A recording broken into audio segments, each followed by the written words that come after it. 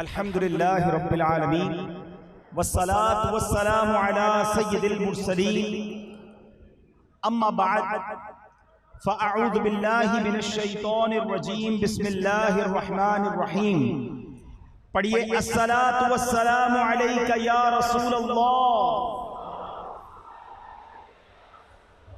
وعلی آلک واصحابک یا حبیب اللہ الصلاة والسلام علیک یا نبی اللہ وعلی آلک واصحابک یا نور اللہ۔ درود پاک پڑھنے کے بے شمار فضائل و برکات ہیں۔ کعبے کے بدر الدجا، طیبہ کے شمس الضحیٰ، صلی اللہ تعالی علیہ وسلم کا فرمان عالی شان ہے جس کا مضمون ہے قیامت کے دن میرے سب سے زیادہ نزدیک وہ ہوگا جس نے دنیا میں مجھ پر سب سے زیادہ درود پاک پڑھے ہوں گے۔ اب یہ جو حدیث پاک ہے بظاہر تو ون لائنر، ایک لائن کی حدیث ہے، لیکن اگر اس کے پیچھے جو انعام ہے نا، اس کے پیچھے جو ہمیں ریوارڈ عطا کیا جائے گا، اگر اس کا تصور کریں، پہلے تھوڑا سا غور کریں کہ قیامت کا دن کیسا ہوگا۔ دا موسٹ ڈیفیکلٹ ڈے، سب سے زیادہ اگر کوئی مشکل دن ہے نا تو وہ قیامت کا دن ہے، ٹھیک ہے؟ اور اس قیامت کے دن کیا کیا مشکل ہوگی؟ ایک ہی مشکل کافی تھی کہ زمین تانبے کی ہے، پیاس کے مارے لوگوں کا حال برا ہوگا، پسینے میں لوگ بکیاں کھا رہے ہوں گے، لیکن اس ایک مصیبت کے بعد بھی چھٹکارا نہیں۔ اسی ڈیفیکلٹی کے عالم میں، اسی گرمی کے عالم میں سوال و جواب ہوں گے۔ اب دنیا میں آپ کبھی کہیں کام کاج سے واپس آئیں، گرمی میں پسینے میں شرابور ہیں، اور گھر آئیں اور گھر والے سوال کرنا شروع کر دیں، کہاں گئے تھے، کیا کر کے آئے ہو، اچھا آج کیا ہوا، پورا دن کیسے گزرا؟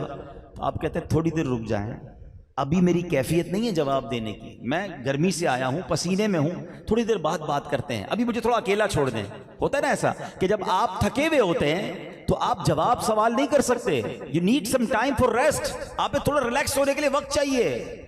دنیا کی گرمی میں چند منٹوں کے بعد چند سوالوں کا جواب آپ نہیں دے پاتے، قیامت کی گرمی میں جو 50,000 سال کا دن ہوگا، ساری زندگی کا سوال و جواب دینا پڑے گا۔ نامہ اعمال کھولے جائیں گے، میزان عمل پر اعمال تولے جائیں گے، لوگوں کو کہا جائے گا اپنا اعمال نامہ پڑھ کر سناؤ۔ اچھا اس سے بھی فقط یہی نہیں، اس کے بعد پھر پل صراط سے بھی گزارا جائے گا، ایک کے بعد ایک مشکل ہے، ایک کے بعد ایک پریشانی ہے۔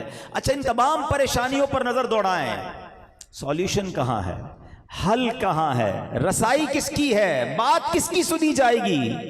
تو پھر چلتے ہیں بریلی کے تاجدار کی بارگاہ میں کہ آپ بتائیے اتنا مشکل دن ہے ہم کیسے بچ پائیں گے؟ تو بریلی کے تاجدار تسلی دیتے ہیں کہ سنو، سنتے ہیں کہ محشر میں صرف ان کی رسائی ہے، there is nobody else، آقا کے علاوہ اور کوئی نہیں ہے۔ سنتے ہیں کہ محشر میں صرف ان کی رسائی ہے، گر ان کی رسائی ہے، لو جب تو بنائی ہے۔ اور اعلیٰ حضرت کہتے ہیں ٹھیک ہے گرمی ہوگی، بہت پیاس لگے گی، مگر سنو ٹھنڈا ٹھنڈا میٹھا میٹھا پیتے ہم ہیں، پلاتے یہ ہیں، وہ شربت پلائیں گے۔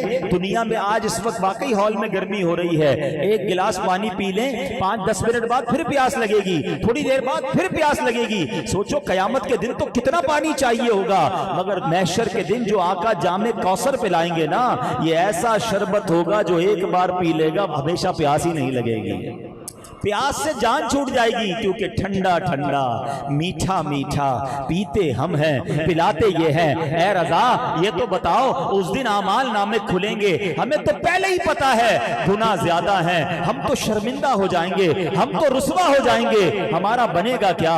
اعلیٰ حضرت کہتے سنو اپنے کرم سے ہم حلقوں کا پلہ بھاری بناتے یہ ہیں، رنگے بے رنگوں کا پردہ دامن ڈھک کے چھپاتے یہ ہیں، اپنی بنی ہم آپ بگاڑیں کون بنائے بناتے یہ ہیں۔ اعلیٰ حضرت سے عرض کرتے حضور اس دن تو ماں بھی نہیں پوچھے گی، والد بھی جواب نہیں دے گا، نفسا نفسی کا دور ہوگا، ہم کس کے پاس جائیں گے مدد لینے کے لیے؟ سنو میرے رضا کہتے ہیں ماں جب اکلوتے کو چھوڑے ماں بھی چھوڑ دے گی قیامت کے دن، نہیں جواب دے گی، مگر کون ہوگا؟ ماں جب اکلوتے کو چھوڑے آ آ کہہ کے بلاتے یہ ہیں، باپ جہاں بیٹے سے بھاگے لطف وہاں فرماتے یہ ہیں۔ اے رضا پل صراط سے گزرنا ہے، تلوار سے زیادہ تیز ہے، بال سے زیادہ باریک ہے، لوگ کٹ کٹ کر جہنم میں گر رہے ہوں گے، اے رضا ہمارا کیا بنے گا؟ اعلیٰ حضرت کہتے ہیں گھبرانا نہیں ہے، کیونکہ سلم سلم کی ڈھارس سے پل سے پار چلاتے یہ ہیں۔ میرے رضا کا تخیل دیکھو، نبی پاک کی رحمت پر یقین دیکھو۔ اعلیٰ حضرت کہتے ہیں واقعی پل صراط بڑا مشکل ہے، مگر دیکھو آقا صدا لگا رہے ہیں اور رب ان کی بات ٹالتا نہیں ہے۔ اعلیٰ حضرت کہتے ہیں ڈرتے ہوئے نہیں گزرنا، گھبراتے ہوئے نہیں گزرنا، اے عاشق رسول اگر دل میں واقعی عشق رسول ہے تو پل صراط سے وجد کرتے ہوئے گزریں گے۔ میرے رضا کہتے ہیں رضا پل سے اب وجد کرتے گزریے۔ کمال کی بات ہے، اتنی گھبراہٹ ہوگی، اتنی بے چینی ہوگی، وجد تو وہ کرتا ہے جس کو یقین بھی ہو، جو شادمان بھی ہو، جو جناب یقین کی کیفیت میں ہو۔ اعلیٰ حضرت کہتے ہیں کیوں یقین نہ کروں، آقا اسی پل کے کنارے رب سلم امتی کی صدا بلند کر رہے ہوں گے۔ رضا پل سے اب وجد کرتے گزریے کہ ہے رب سلم صدائے محمد۔ لوگ کہتے ہیں اعلیٰ حضرت کا نام کیوں لیتے ہو، یوم رضا کیوں مناتے ہو؟ ارے تم بار بار بریلی کے تاجدار کا ذکر کیوں کرتے ہو؟ ارے انہوں نے سکھایا ہے آقا سے محبت کیسے کرنی ہے، آقا پر یقین کیسے رکھنا ہے، ان کی رحمت کو پہچاننا کیسے ہے۔ ابھی تو درود پاک کی فضیلت پر بات چل رہی ہے تو اعلیٰ حضرت کی زبانی ہمیں محشر کا نقشہ سمجھ آ رہا ہے۔ رضا کہتے ہیں سنو، محشر کے دن جب لوگ گھبرائے ہوئے ہوں گے نا، ہم پتہ ہے پل صراط سے کیسے گزریں گے؟ وہ کہتے پائے کوباں پل سے گزریں گے تیری آواز پر۔ پائے کوبا کہتے ہیں جمے ہوئے پیر پر اعتماد طریقے سے، حضور آپ کی آواز آ رہی ہوگی ہم گناہگاروں کو، پائے کوبا پل سے گزریں گے تیری آواز پر، رب سلم کی صدا پر وجد لاتے جائیں گے۔ اے میرے پیارے اسلامی بھائیوں، یہ ساری باتیں سننے کے بعد پھر میں آتا ہوں اسی حدیث کی طرف۔ اب ذرا نقشہ محشر کا دماغ میں تازہ ہوا، اب سمجھو بات کو کہ جو پیارے آقا کے قریب ہو جائے گا محشر کے دن، جو نبی پاک کے قریب ہوگا، سوچو اس کے کام تو آسان ہو جائیں گے نا، اور قریب کیسے ہو سکے گا؟ آج اتنا بڑا مجمع ہے ماشاءاللہ، ہزاروں اسلامی بھائی ہیں، اگر سب سارے مل کر کسی ایک بندے سے ملنا چاہیں مشکل ہو جائے گا، اس بندے کے لیے، سب کے لیے بھی مشکل ہو جائے گا، اس بندے کے لیے بھی مشکل ہو جائے گا کہ اتنے لوگوں سے کیسے ملوں گا۔ کبھی سوچا قیامت کے دن کتنے لوگ ہوں گے؟ آپ میں سے جنہوں نے حج کیا ہے نا وہ میری بات ذرا جلدی سمجھیں گے، جنہوں نے نہیں کیا اللہ انہیں بھی حج عطا فرمائے، باقیوں کو بھی بار بار عطا فرمائے۔ میدان عرفات میں اپروکسیمیٹلی کم و بیش 35 لاکھ لوگ ہوتے تھے حج پہ، ٹھیک ہے؟ 35 لاکھ حاجیوں میں جو عرفات میں ہوتا تھا نا، اسے پتا ہے کہ تواڑی پنجابی وچ کہتے ہیں نا لگ پتا جاتا تھا کہ پبلک کہتے کس کو ہیں، اتنی عوام سر ہی سر عرفات میں لوگ کھوتے تھے پھر ملتے نہیں تھے۔ سوچو 35 لاکھ میں یہ عالم ہے، قیامت میں کتنے لوگ ہوں گے؟ 8 ارب کے قریب بتایا جاتا ہے، پونے 8 ارب ابھی آبادی ہے دنیا کی، یہ سارے لوگ ہوں گے۔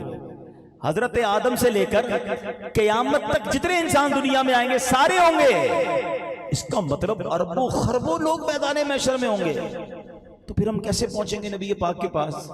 ہماری باری کب آئے گی؟ ہم کتنا قریب ہو سکیں گے؟ سوچو اتنا رش۔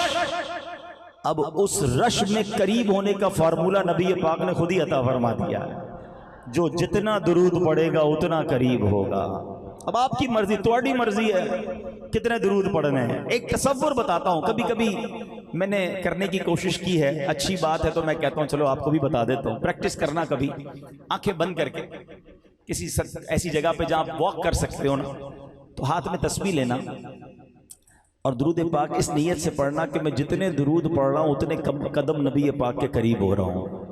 محشر کا میدان ہے، میں جتنے درود پڑھ رہا ہوں آقا کے قریب ہو رہا ہوں، جتنے درود پڑھ رہا ہوں آقا کے قریب ہو رہا ہوں۔ تسبیح رکھنے کو دل نہیں چاہے گا، بندہ کہے گا اور تھوڑے پڑھ لوں اور محبوب کے قریب ہو جاؤں۔ تو یہ کمال کا فارمولہ ہے۔ خدارا یہ فضول کاموں سے اپنے آپ کو بچائیے۔ آج کل گھنٹوں ہمارا موبائل لے جاتا ہے ہم سے، موبائل پر جناب 2-2 3-3 گھنٹے لگا دیں گے، پورے دن میں درود نہیں پڑھیں گے۔ میں بھی نیت کروں اور آپ بھی نیت کریں کہ روزانہ کثرت کے ساتھ درود پاک پڑھیں گے۔ صلو علی الحبیب صلی اللہ تعالی علی محمد صلی اللہ علیہ وسلم۔ انشاءاللہ ہم کچھ چونکہ عاشق ماہ رسالت کا ذکر کرنا ہے، فنا پھر رسول کے مرتبے پر فائز ایک ہستی کا ذکر کرنا ہے، تو پہلے کچھ یہ جانتے ہیں کہ عشق رسول دراصل ہے کیا، عشق کہتے کس کو ہیں، اور اسلام میں ہمارے دین میں عشق رسول کی اہمیت کیا ہے۔ عشق کہتے ہیں، امام محمد غزالی رحمۃ اللہ تعالی علیہ اس کی تعریف بیان کرتے ہیں کہ طبیعت کا کسی لذیذ شے کی طرف مائل ہو جانا محبت کہلاتا ہے، اور جب یہ میلان قوی اور پختہ ہو جائے، شدید ہو جائے، تو اسے عشق کہتے ہیں۔ اچھا، اب عشق رسول جو ہے ہمارے ایمان میں اس کی کیا حیثیت ہے، یا یہ سمجھنا بہت ضروری ہے۔ محمد کی محبت دین حق کی شرط اول ہے، اسی میں ہو اگر خامی تو سب کچھ نامکمل ہے، کی محمد سے وفا تو نے صلی اللہ تعالی علیہ وسلم، تو ہم تیرے ہیں، یہ جہاں چیز ہے کیا، لوح و قلم تیرے ہیں۔ پہلے بات سمجھنی ہوگی، ساری زندگی کوئی اللہ اللہ کرتا رہے، لا الہ الا اللہ کہتا رہے، لیکن نبی پاک کو اپنا آقا نہ جانے، اپنا مولا نہ جانے، اللہ کا رسول نہ مانے، آخری نبی نہ مانے، دل کی گہرائیوں سے نبی پاک سے محبت نہ کرے، اس کا ایمان کمپلیٹ نہیں ہو سکتا ہے۔ تو پتہ چلا سرکار دو عالم علیہ الصلوۃ والسلام کی ذات وہ ہے جن سے محبت ہمارے ایمان کا تقاضا ہے۔ اچھا جناب، یہ تو ہر مسلمان کہتا ہے کہ میں نبی پاک کا امتی، مجھے ان سے بڑا پیار ہے، لیکن کیا پیار اور محبت کا کوئی لیول بھی ہے کہ کتنا پیار ہونا چاہیے؟ نبی پاک سے اگر عشق کرنا اسلام میں ضروری ہے، ایمان کے لیے ضروری ہے، وہ تو ہم سب کہیں گے، ہم سب کرتے ہیں بھائی، کون مسلمان ہے جو نہیں کرتا؟ لیکن ایک اور بات بھی سمجھنی ہے، کتنا پیار کرنا ضروری ہے۔ سنو، ایک حدیث سناتا ہوں اور ایک واقعہ سناتا ہوں تاکہ یہ پیرامیٹر سمجھ آ جائے۔ آقا فرماتے ہیں، لا یؤمن احدکم حتی اکون احب الیہ من والدہ وولدہ والناس اجمعین۔ میرے آقا کہتے ہیں تم میں سے کوئی بھی اس وقت تک کامل مومن نہیں ہو سکتا، ایمان کی کمپلیشن پر نہیں پہنچ سکتا، جب تک میں اس کے نزدیک اس کی اولاد، اس کے والد اور اس کے تمام جاننے والے رشتہ داروں سے زیادہ محبوب نہ ہو جاؤں۔ اس کا مطلب کیا ہوا کہ عشق کرنا ہے نبی پاک سے، مگر سب سے زیادہ کرنا ہے۔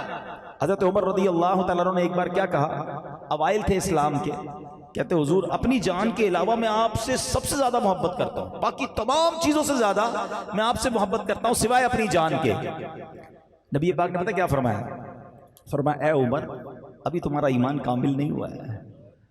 حضرت عمر نے کہا، حضور اب میں اپنی جان سے بھی زیادہ آپ سے محبت کرتا ہوں۔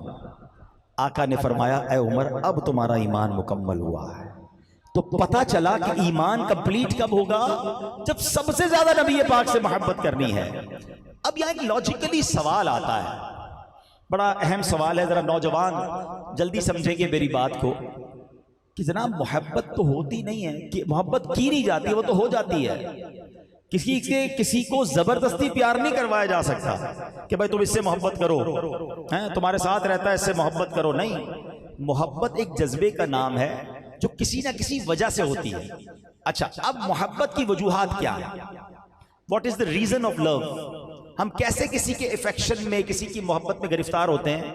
تو بڑی کمال کی علماء نے بحث کرنے کے بعد تین وجوہات تلاش کی ہیں کہ محبت جو ہے نا، وہ یا تو کوئی بڑا حسین و جمیل ہوتا ہے، اس سے ہو جاتی ہے، انسان فطرتاً حسین چیز کی طرف اٹریکٹ ہوتا ہے، اس کو دیکھ کر اسے اچھا لگتا ہے، یا پھر حسین نہیں ہوتا لیکن بڑا باکمال ہوتا ہے، اسپیشل، دوسرے لوگوں سے ہٹ کر ہوتا ہے۔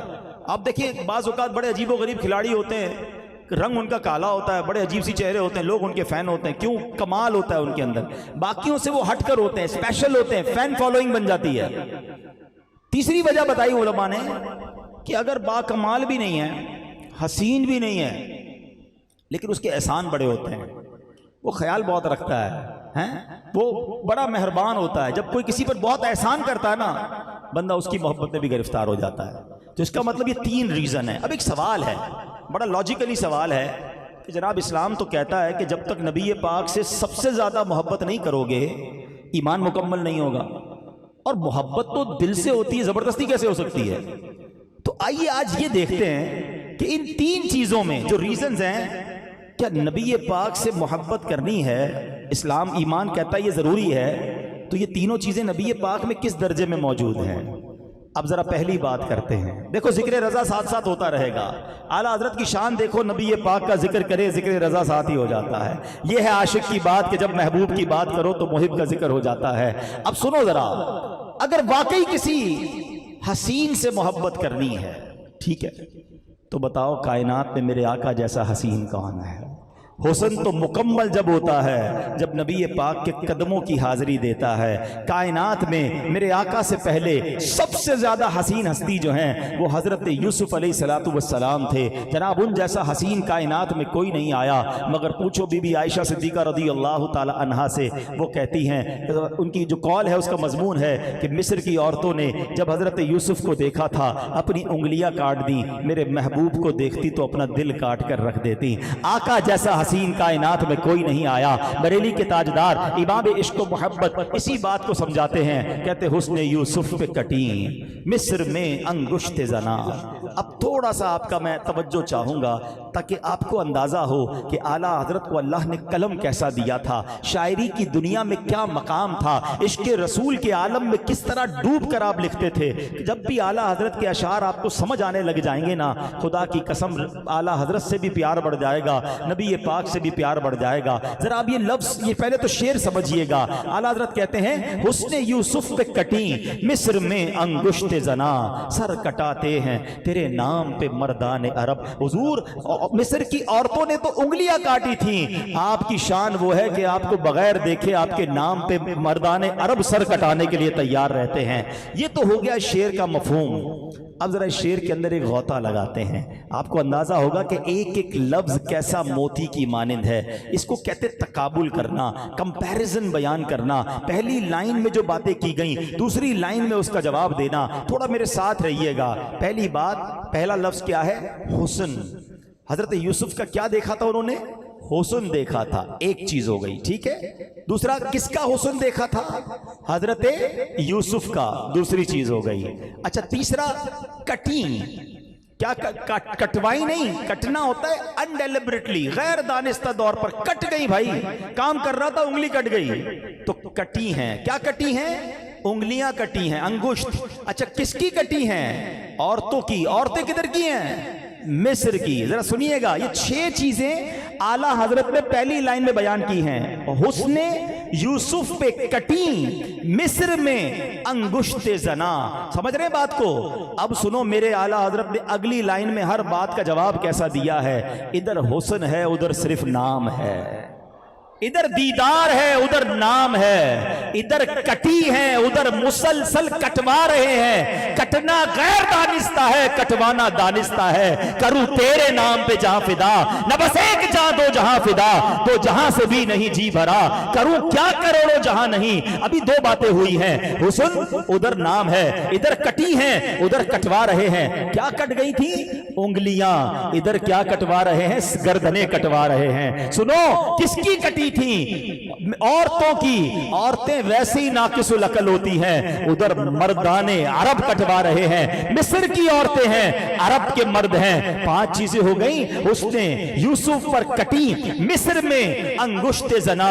ارے وہاں عورتوں کی انگلیاں نہیں، مردان عرب کے سر کٹ رہے ہیں. اگر اس کو شاعری کی دنیا میں اس شعر پر علماء نے کتابیں لکھی ہیں کہ ایک شعر میں ایسا کمپیریزن بیان کرنا یہ بریلی کے تاجدار کا خاصہ ہے. جبھی تو کہا جاتا ہے کہ ملک سخن کی شاہی تم کو رضا مسلم، جس سمت آ گئے ہو سکے بٹھا دیے ہیں. حسن آقا کی بات ہو رہی ہے. اللہ اکبر. اللہ کے حبیب کو اللہ نے کیسا حسن دیا. حضرت جابر بن سمورہ رضی اللہ تعالیٰ عنہ کہتے ہیں 14ویں رات تھی، ٹھیک ہے.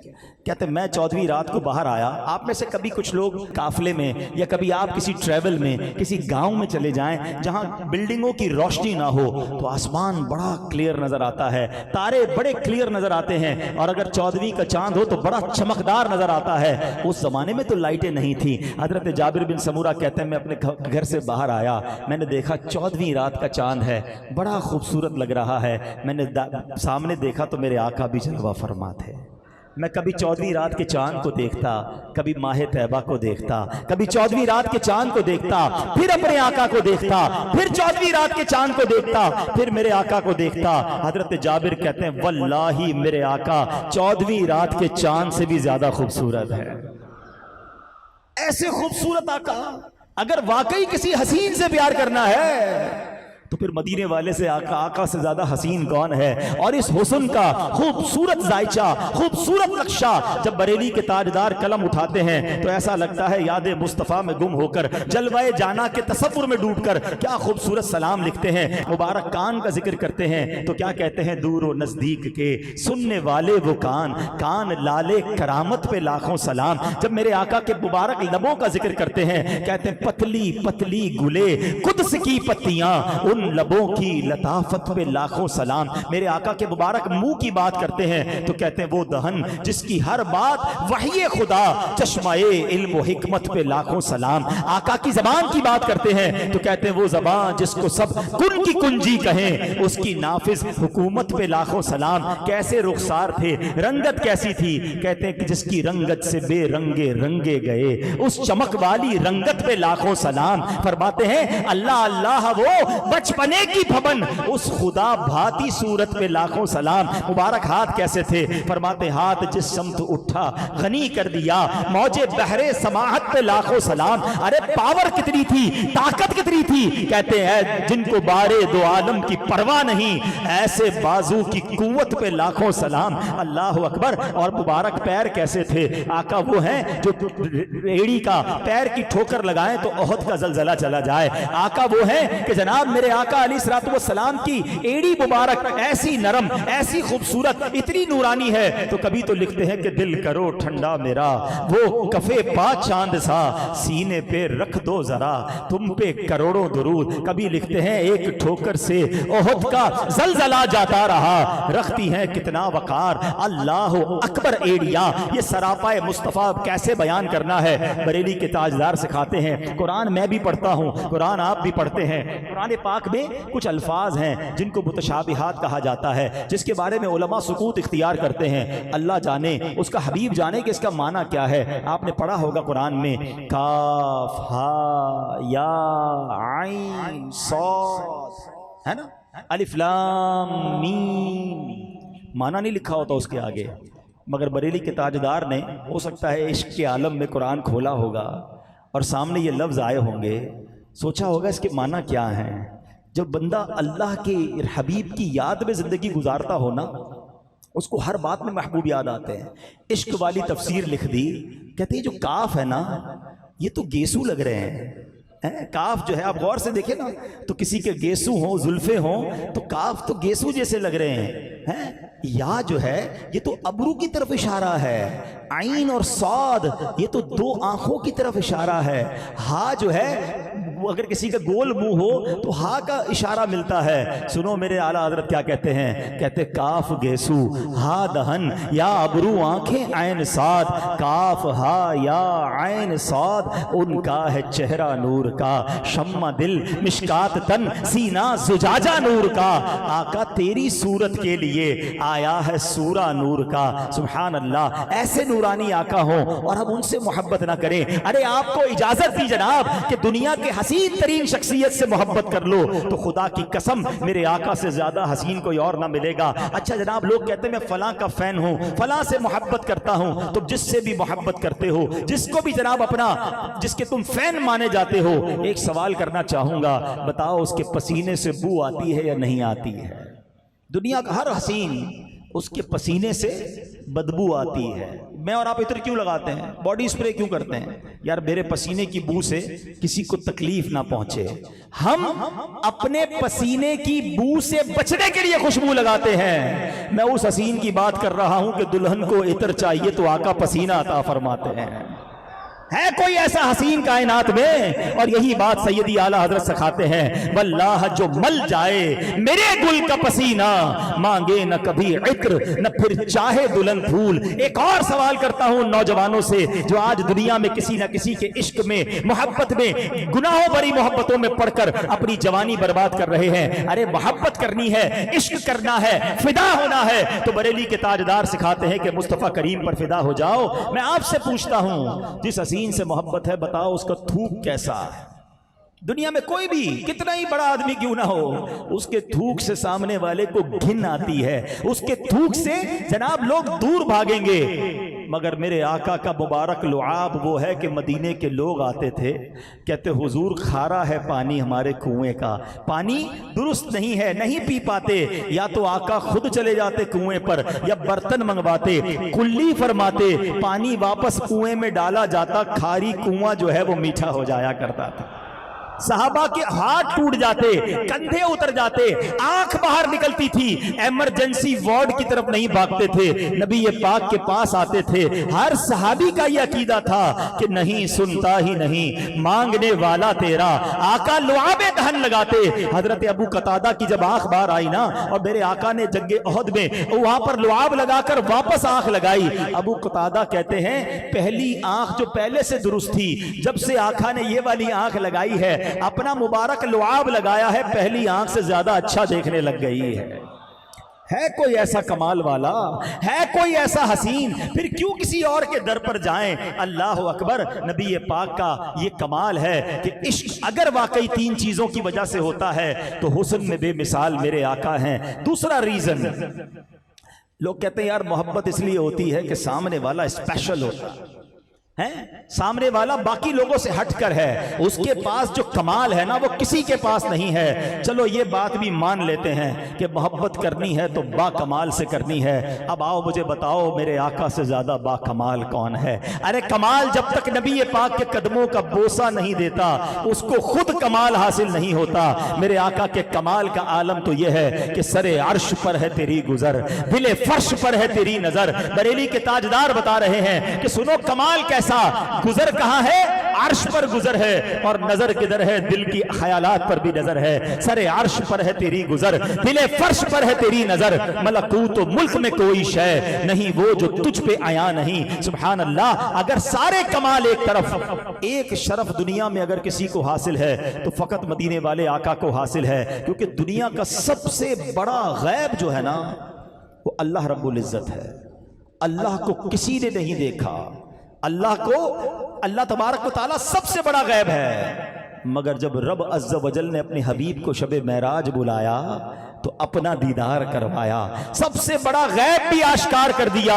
میرے رضا لکھتے ہیں اور کوئی غیب کیا تم سے نہا ہو بھلا۔ ان سب لوگوں کو جواب دے دیا جو کہتے بحث میں پڑھتے ہیں کہ آقا کے پاس علم غیب تھا کہ نہیں۔ بریلی کے تاجدار نے وہ پنجابی وچ کہتے نا گلی مکا دی، جب اللہ نے اپنا دیدار کرا دیا تو پھر بچتا کیا ہے؟ اور کوئی غیب کیا تم سے نہا ہو بھلا، جب نہ خدا ہی چھپا تم پہ کروڑوں درود۔ اللہ کریم نے وہ کمالات سے نوازا۔ ارے دنیا میں آپ نے یہ تو ضرور سنا ہوگا کہ فلاں آدمی فلاں ملک پر کنٹرول رکھتا ہے، فلاں پورے خطے پر کنٹرول رکھتا ہے، سپر پاور ہے جناب، یہ جو صدر ہے یہ دنیا کے کئی ملکوں کا پاور رکھتا ہے، مگر سپر پاور کوئی بھی ہو تھوڑے عرصے کے بعد وہ بدل جاتا ہے، صدر مر جاتا ہے، حکومت بدل جاتی ہے، مگر پھر بھی دنیا کے ایک حصے پر حکومت کرتا ہے۔ مجھے ایک ایسی پاور والا بندہ بتا دو زمین پر کھڑے ہو کر چاند کو اشارہ کر کے دو ٹکڑے کر دے، سورج کو دعا کر کے واپس پلٹا دے۔ اللہ اکبر۔ یہی بات بریلی کے تاجدار سمجھاتے ہیں کہ سنو، فرماتے اشارے سے چاند چیر دیا،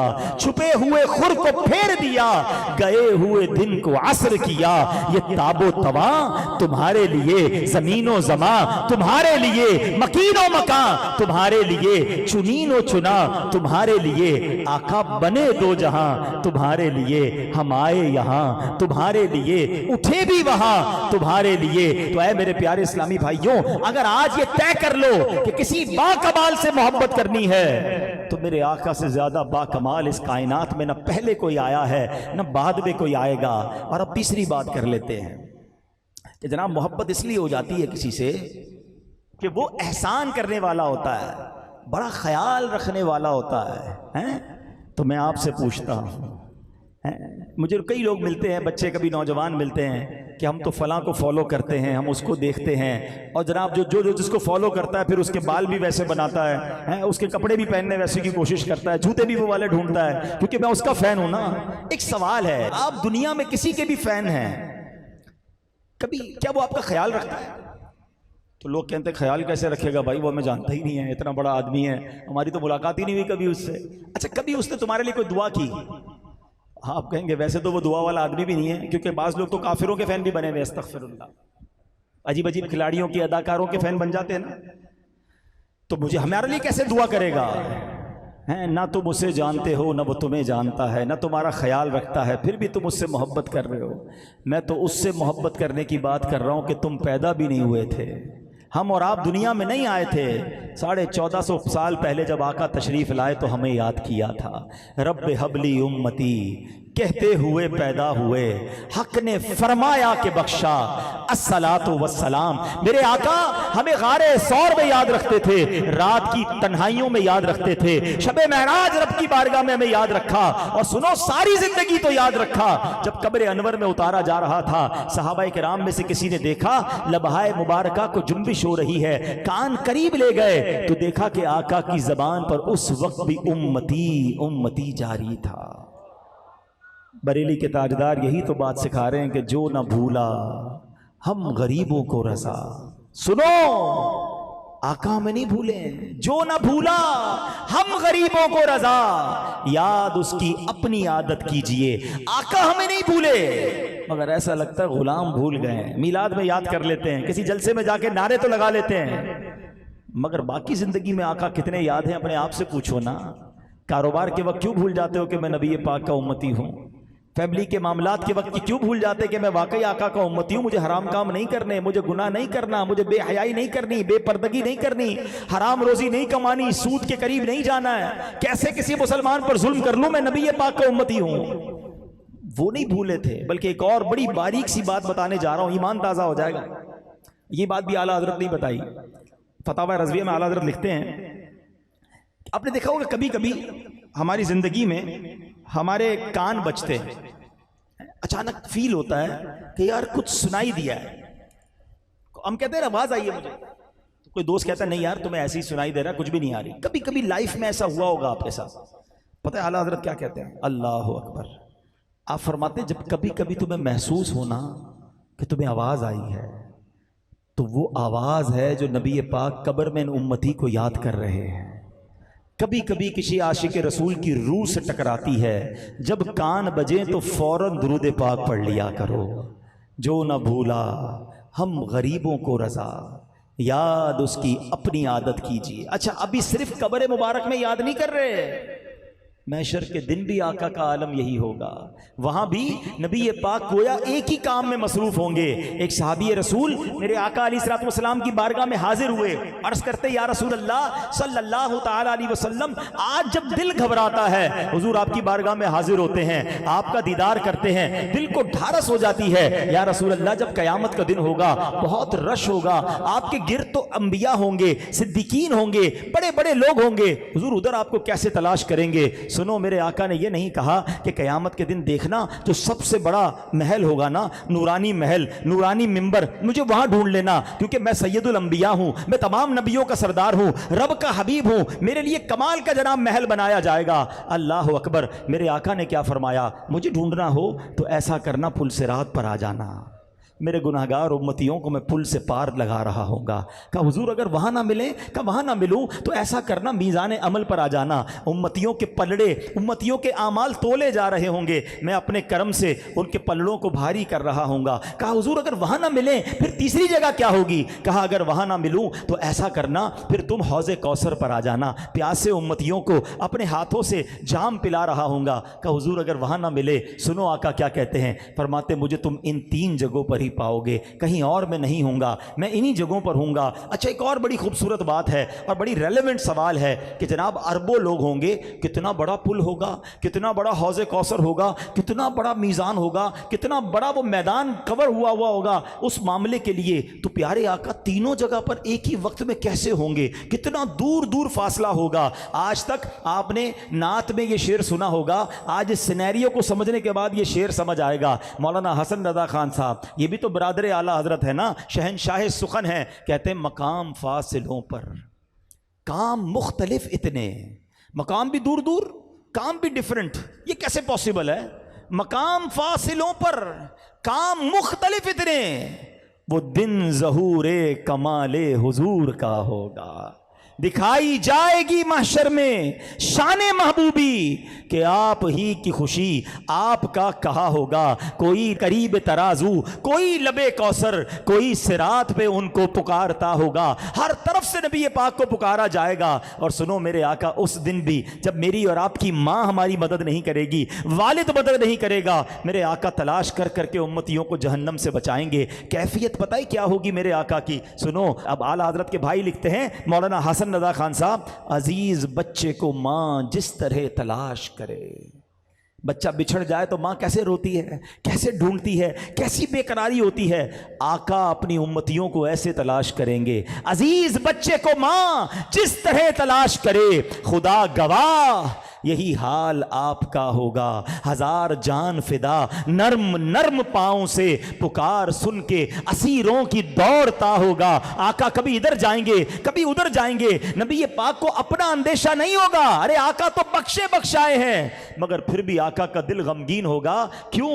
वो पाक दिल के नहीं जिसको अपना अंदेशा हुजूम फिक्रो तरद्दुद में गिर गया होगा। ये मेरे आका का क़यामत के दिन हाल होगा। मैं आपसे सवाल करता हूं, अगर किसी मददगार से मोहब्बत करनी है, अगर किसी केयरिंग पर्सनैलिटी से मोहब्बत करनी है, अगर किसी एहसान करने वाले से मोहब्बत करनी है, तो बताओ सारी कायनात में सबसे ज्यादा हम पर एहसान किसके हैं और किसने हम पर मजीद एहसान करने हैं? फिर क्यों किसी और से मोहब्बत करें? तो बरेली के ताजदार इमाम इश्क व मोहब्बत इन सारी बातों का निचोड़ जो है वो हमें एक शेर में बताते हैं कि देखो, अगर इन्हें राजी कर लोगे ना तो रब भी राजी हो जाएगा। इनके सिवा राइट लेफ्ट मत जाना, क्योंकि ये ईमान की जान है। आप कहते हैं उन्हें जाना, उन्हें माना, ना रखा गैर से काम। बस जिंदगी का एक ही मकसद प्यारे इस्लामी भाइयों बना लें, आका राजी हो गए ना तो रब भी राजी हो जाए, और ये नाराज हो गए तो बर्बादी है। उन्हें जाना, उन्हें माना, ना रखा गैर से काम। फिर क्या होगा? लिल्लाहिल हम्द में दुनिया से मुसलमान गया। इधर भी खैर है, फिर उधर भी खैर है। आज आए हैं ना इज्तिमा में, सिर्फ बयान सुनकर नारे लगाकर न जाओ। आज सैयदी आला हजरत का जिक्र खैर है, आशिक रसूल का जिक्र है और महबूब पाक का जिक्र है। उनके जिक्र से अपने दिलों में सच्ची नबी पाक की गुलामी का दर्स लेकर जाओ। मैं एक वाकया सैयदी आला हजरत का सुना के अपनी गुफ्तगू को इख्तिताम की तरफ लाता हूँ। कमाल का वाकया, वैसे तो बहुत सारे वाकयात हैं आला हजरत के जो हमें प्रैक्टिकली दर्स देते हैं कि नबी पाक से मोहब्बत कैसे करनी है। चलें एक तखय्युल की बात, फिर वाकया। आला हजरत इमाम अहले सुन्नत जो है ना, मेरे आका से पता है कितनी मोहब्बत करते थे। मैं और आप कभी गर्मियों में लोग कहते हैं यार किसी फ्रेश मकाम पे चलते हैं, किसी बाग में चलते हैं, किसी ग्रीन एरिया में चलते हैं और वहाँ जाके ज़रा तबीयत को फ्रेश करेंगे। और अगर किसी बाग में जाएं तो हम फ्रेश हो जाते हैं, ठीक है ना। मगर हो सकता है मेरे रज़ा भी किसी बाग में गए होंगे और उधर भी महबूब की याद ने सताया, तो क्या कहते हैं? उन्हीं की बू मायाए समन है, उन्हीं का जलवा चमन चमन है, उन्हीं से गुलशन महक रहे हैं, उन्हीं की रंगत गुलाब में है। कहते ये सारा चमन मेरे आका की बरकतों से लहलहा रहा है। अल्लाह अकबर। आला हजरत का कैसा नबी पाक से इश्क था। मैं और आप भी आसमान देखते हैं और चांद देखते हैं तो बड़ा खूबसूरत लगता है। पहली रात का चांद आपने देखा होगा ना, है उसको हिलाल कहते हैं, ठीक है, सी इस तरह होता है ना, क्रिसेंट भी कहते हैं अंग्रेजी में। मगर आला हजरत का तखय्युल और इमेजिनेशन देखो। आपने जब पहली रात का चांद आसमान पे देखा ना, आपने कहा ए चांद, ये जो तेरा प्याला है ना, आला हजरत ने उसको प्याला का कशकोल का जो है समझे कि तखय्युल किया। कहा ए चांद, पहली तारीख है, अपना प्याला लेकर आ, مدینے میں آقا کے پاس آ کے پورے مہینے کی خیرات لے جا, تجھے پورا مہینہ بھی تو چلانا ہے نا, پورے مہینے کی اپنی نوکری لے جا. کہتے بھیک لے سرکار سے لا جلد کاسا نور کا, بھیک لے سرکار سے لا جلد کاسا نور کا, ماہ نو طیبہ میں بٹتا ہے مہینہ نور کا. ارے اعلیٰ حضرت کا تخیل دیکھو, ہر شاعر نے خوبصورتی میں 14ویں رات کے چاند کا ذکر ضرور کیا. اعلیٰ حضرت نے جب 14ویں رات کا چاند دیکھا تو اعلیٰ حضرت کا تو تخیل ہی اور ہے نا. کہتے چاند تو ہے بڑا خوبصورت مگر تجھ پر ایک داغ ہے. دیکھا ہوگا آپ نے 14ویں رات کے چاند پر ایک داغ ہوتا ہے نا, تو اعلیٰ حضرت کہتے تجھ سے مسٹیک ہو گئی, اے چاند تجھ سے تھوڑی غلطی ہو گئی, تیرے قریب سے ہی تو نبی پاک گزرے تھے معراج کی رات, ان کے قدموں پر جو مٹی لگی تھی نا خاک, اگر وہ اٹھا لیتا منہ پہ ملتا تیرے داغ دھل جانے تھے. سن دیکھو کیا کہتے ہیں, ستم کیا کیسی مت کٹی تھی کمر وہ خاک ان کے رہ گزر کی, ستم کیا کیسی مت کٹی تھی کمر وہ خاک ان کے رہ گزر کی, اٹھا نہ لایا کہ ملتے ملتے یہ داغ سب دیکھنا مٹے تھے. میں اور آپ تارے دیکھتے ہیں بڑے خوبصورت لگتے ہیں, بڑا پیارا لگتا ہے. اعلیٰ حضرت کہتے ہیں تارے ایسے نہیں چمچما رہے. آقا جو معراج کی شب گئے تھے نا, آقا کو جو غسل دیا گیا تھا, اس غسل کے جو پانی کے قطرے ٹپکے تھے نا, تاروں نے سنبھال کے اپنے کٹورے میں بھر لیے تھے.